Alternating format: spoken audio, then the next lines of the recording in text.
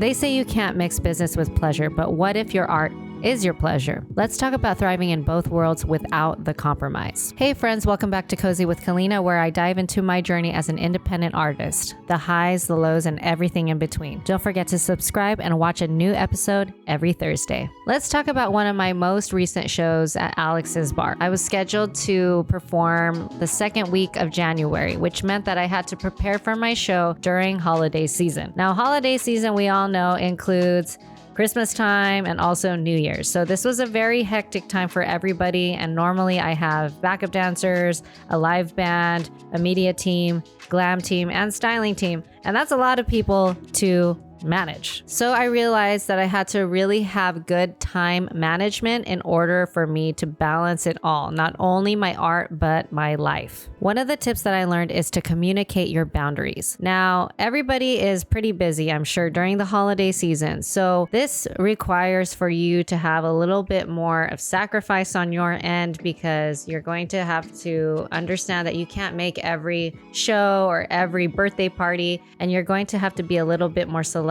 with the events that you will be attending. Number 2 is implementing a routine. Now, being an artist is not really a routine kind of industry. Sometimes your creativity will flow in waves and you're not always going to be inspired. But by creating a routine, you'll have a little bit more structure in your life so that you can plan these things. For example, during this time period, I would still stick to a routine, which is usually in the mornings, I try to work out, read, and do things that will help me succeed for the rest of the day. So I'm already in a better mindset for myself, and this can be very beneficial for you. And then later in the day, you can work on your tasks for planning your shows. This can mean hitting up your friends, your live band, your dancers, all of those things. And then you might have to alter your schedule to make it a little bit more beneficial for everybody who is involved in the project. Now, tip number 3 is prioritizing your tasks. And I've already made a video about this that talks about the Eisenhower matrix and my nursing experience with the ABCs and triaging